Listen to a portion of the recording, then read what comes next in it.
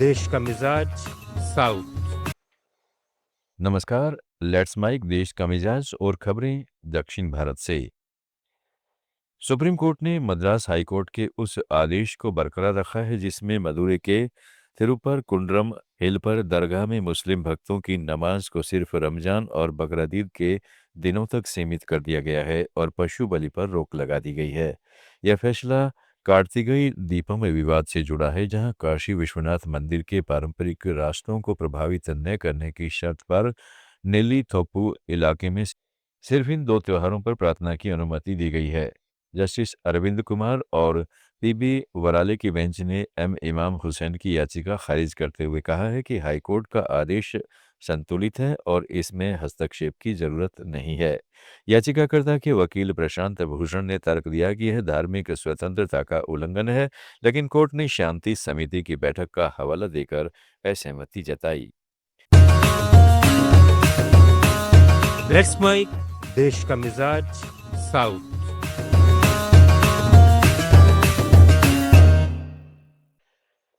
Madras high court ने आज Tamil actor Thalapathy विजय की फिल्म जननायकन के प्रोड्यूसर्स को उनकी याचिका वापस लेने की इजाज़त दे दी है।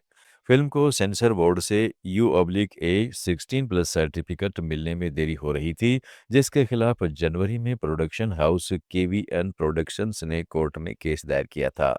लेकिन अब प्रोड्यूसर्स ने फैसला किया है कि वो सेंसर बोर्ड की रिवाइजिंग कमेटी के पास फिल्म भेजेंगे, जिसमें 9 सदस्य होंगे।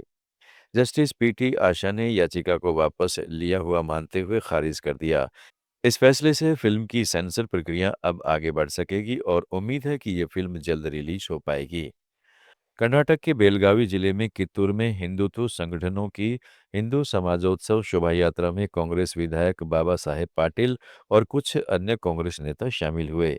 कित्तूर के विधायक बाबा साहेब पाटिल और प्रदेश कांग्रेस सचिव रोहिणी पाटिल भगवा शाल ओढ़कर अन्य प्रतिभागियों के साथ रैली में पैदल चले और शुरुआत में झंडा भी फहराया। इस आयोजन में आरएसएस, विश्व हिंदू परिषद और अन्य संघ परिवार के नेता भी मौजूद थे। कांग्रेस नेताओं की इस भागीदारी को एक असामान्य राजनीतिक घटना के रूप में देखा जा रहा है। आंध्र प्रदेश में बिजली टैरिफ में कोई बढ़ोतरी नहीं होगी और टू टाउन चार्जेस के फायदे सीधे उपभोक्ताओं को दिए जाएंगे।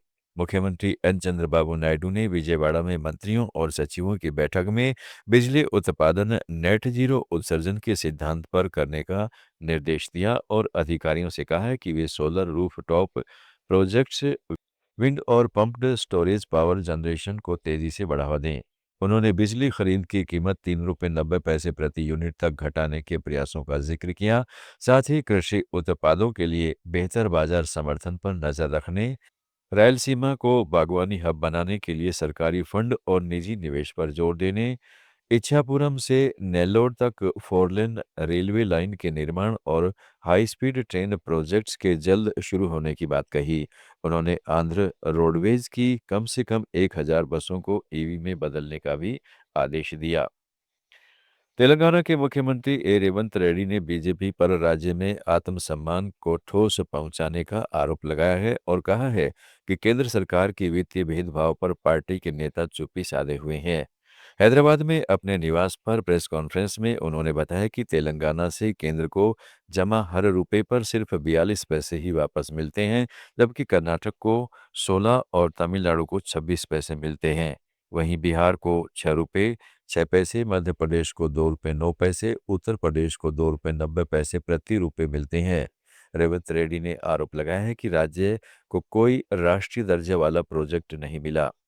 मूसी नदी मेट्रो रेल या समक्का सरलम्मा यात्रा के लिए कोई विशेष अनुदान नहीं दिया गया और आईटी, आईआर तथा सेमीकंडक्टर जैसे बड़े प्रोजेक्ट्स से वंचित कर दिया गया है। देश का मिजाज में फिलहाल इतना ही। जुड़े रहिएगा लेट्स माइक के साथ। आप सुन रहे थे let's make more than radio. Follow कीजिए हमें हमारे सोशल मीडिया प्लेटफॉर्म्स पर।